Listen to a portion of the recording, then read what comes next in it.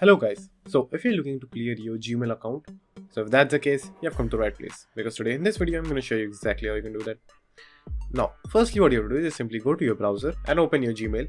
Now, the first thing that you can try is to clear the space out in your Gmail account is go to the promotions tab and delete the promotions which you like to delete. So you can delete the promotion emails, which you can see there is a lot of them.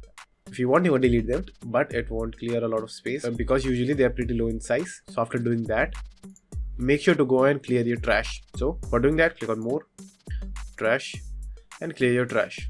So after doing that, the next thing that you can try is just simply go to your search menu and search for has attachment.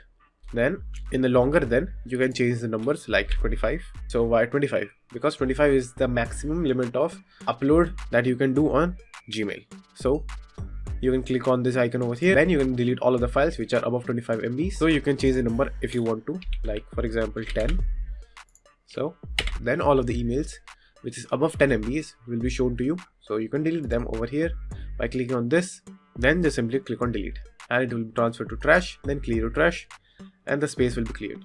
So that's it, and thank you for watching, and do like and subscribe to my channel, and take care.